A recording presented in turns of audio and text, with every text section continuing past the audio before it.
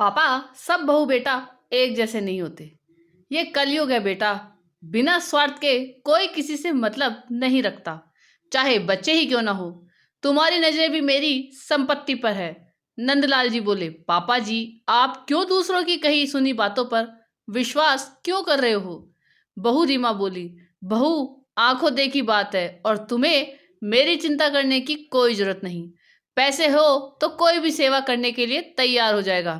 पापा जी, काम करने वालों को कितने ही पैसे दे दीजिए, पर क्या वो आपका ख्याल परिवार के सदस्य के जैसे रख सकते हैं? बेटा जी, मुंह मांगे पैसे मिलेंगे तो क्यों नहीं रखेंगे। सूरज और रीमा ने चुप रहने में ही भलाई समझी और अपने कमरे में चले गए। नंदलाल जी कुर्सी पर ऐसे तन के बैठे जैसे उन्होंने जंग जीत लिया हो।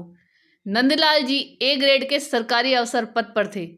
पॉश कॉलोनी में बड़ा घर और मोटी तनख्वाह, आज्ञाकारी बेटे बहू और प्यारे से पोता पोती, सब अच्छा चल रहा था।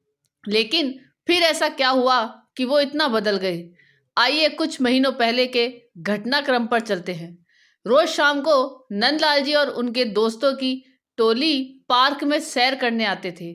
साथ में हंसी मजाक और घर बाहर के किस्से कहानियां चलती रहती थी। दीनदयाल जी, तुम चुप क्यों हो? बहुत दिनों से देख रहा हूं, तुम्हारा ध्यान कहीं और ही रहता है। दीनदयाल जी को खामोश देखकर नंदलाल जी बोले, क्या बताऊं नंदलाल, जब से रिटायर हुआ हूं, बेटे बहू का हमारे साथ व्यवहार बिल्कुल बदल गया है। जितनी पूंजी थी वो घर बनवाने में लगा दी, अब हाथ में एक पैसा नहीं। और जितनी पेंशन मिलती है, मेरी और सरला की दवाइयों के लिए भी पूरी नहीं पड़ती। बेटे से मदद की उम्मीद करो तो बहू उसे आंखें दिखा देती है। मेरे घर का हाल भी कुछ ऐसा ही है। जिन बच्चों को हम अपने खून पसीने से पालते हैं, बड़े होते ही वो हमें आंखें दिखाने लगते हैं। रामचरण जी बोले, शुक्र है मेरा बेटा बहू ऐसे नहीं है। नंदलाल जी गर्व से बोले, क्यों होंगे, इतना बड़ा घर, ऊपर से मोटी तनख्वाह, तू दिल खोल कर उन पर खर्च भी करता है। तुझे कुछ बोलकर अपने पैरों में कुल्हाड़ी थोड़ी ना मारेंगे। नहीं नहीं, मेरे बच्चे ऐसे नहीं हैं। आजकल की औलाद ऐसी ही है।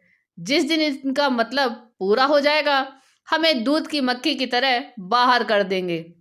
रोज रोज दीनदयाल जी की बातें सुनकर और दूसरों को देखकर धीरे धीरे नंदलाल जी के मन में भी ये बात घर कर गई कि उनके बेटा बहू उनके घर और पैसों के लालच में ही उनसे अच्छा बर्ताव करते हैं। वो चिड़े चिड़े रहने लगे। बात बात पर सूरज और रीमा को कुछ न कुछ बोल देते। ऐसे झगड़े अब रोज का हिस्सा बन गए थे।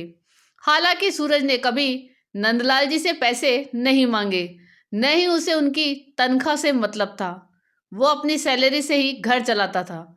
लेकिन आज बात इतनी बढ़ गई कि नंदलाल जी ने उन्हें पैसे और प्रॉपर्टी न देने की धमकी दे दी। उन्हें लगा पैसों और प्रॉपर्टी की धमकी से दोनों उनसे दब कर रहेंगे। न मुझे आपके पैसे चाहिए, न आपकी प्रॉपर्टी। आप अपने घर और पैसों के साथ रहिए। हम ये घर छोड़कर जा रहे हैं। रोज रोज के झगड़ों से तंग आकर सूरज बोला। नंदलाल जी को ये उम्मीद नहीं थी। वो सूरज की घर छोड़ने की बात सह न सके और उन्हें हार्ट अटैक आ गया।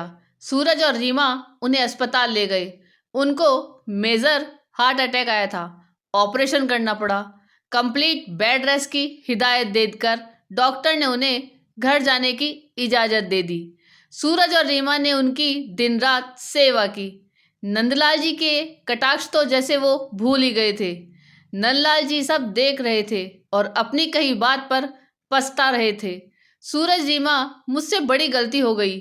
दीनदयाल और दूसरों की बातों में आकर मैंने अपने हंसते खेलते परिवार की खुशियां छीन ली। बहू, तुमने सच कहा था।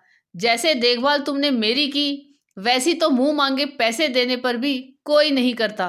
पापा, हम जानते हैं पापा आप बहुत अच्छे हैं। बस दूसरों की बातों में आकर आपने अपने मन में पूर्व ग्रह पाल लिए। लेकिन पापा, सब बेटा बहू एक जैसे नहीं होते। हमें कभी भी आपके पैसों और प्रॉपर्टी का लालच नहीं था।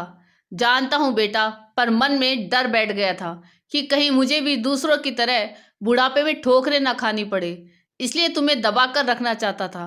पापा जी, अब सब भूल जाइए। हाँ बहू, ऐसी बातों को मैं याद भी नहीं रखना चाहता और तुम दोनों से वादा करता हूँ अब दूसरों की बातों में आकर अपने परिवार की खुशियों को ग्रहण नहीं लगने दूंगा। नंदलाल जी का मन बहुत हल्का हो गया था। इतने दिनों से मन में रखा बेटे बहू के प्रति कड़वाहट का बोझ उतर चुका था। आपको ये कहानी कैसी लगी ये कमेंट करके जरूर बताइएगा। चैनल पे नए हो तो सब्सक्राइब जरूर कीजिएगा और वीडियो को लाइक और शेयर कीजिएगा। धन्यवाद।